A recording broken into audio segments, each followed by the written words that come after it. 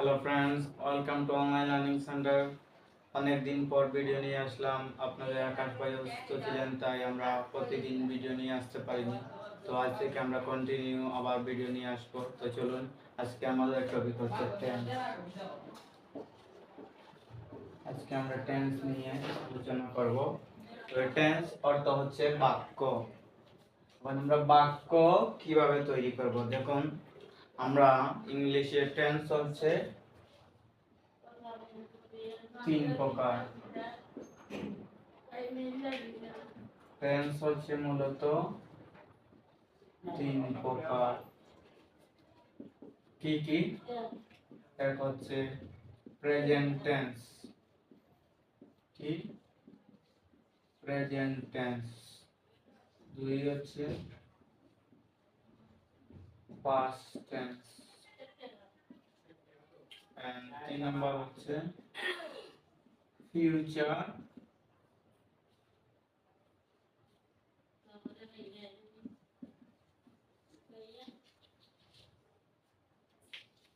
দেখুন আমরা টেন্স হচ্ছে বাক্য, আবার এই বাক্য হচ্ছে তিন প্রকার। প্রেজেন্ট টেন্স অর্থাৎ হচ্ছে বর্তমান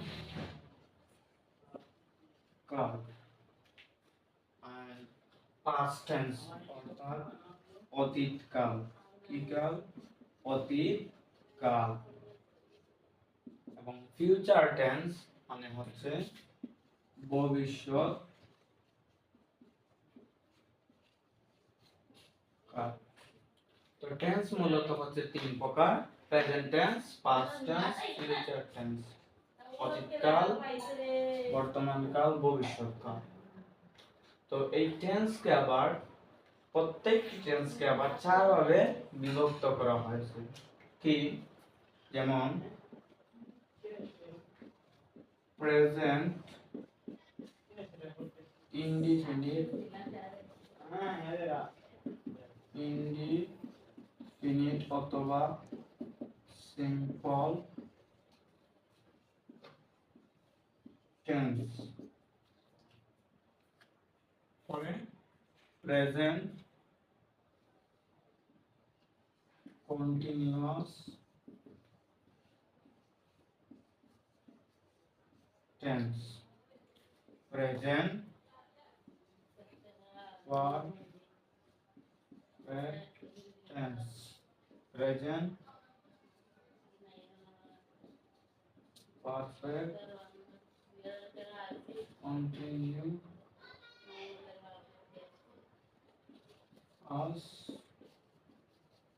টেন্স।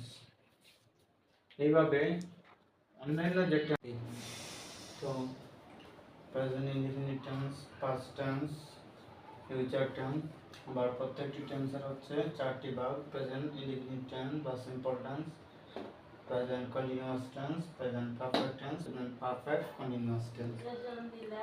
আবার এই অন্যান্য যে আরো আটটি হলো এই পাস্ট টেন্সের। এখানে প্রেজেন্টের জায়গায় যদি আমরা শুধুমাত্র পাস্ট বসিয়ে দিই, past, past continuous indefinite tense, past continuous tense, past perfect tense, past perfect continuous tense। এবং আরেকটি রয়েছে আমাদের future tense. Future indefinite tense, future continuous tense, future perfect tense, future perfect continuous tense। এই হচ্ছে আমাদের মূলত 12টি টেন্স। অর্থাৎ মূলত টেন্স তিন প্রকার এবং টেন্সের প্রত্যেকটি ভাগ চার ভাগে বিভক্ত হয়েছে, যেটি আমরা এখানে লিখে দিলাম। এখন আমরা এই টেন্সের ফর্মুলা শিখব, কিভাবে টেন্সকে প্রকাশ করা হয়। যদি এখানে আমি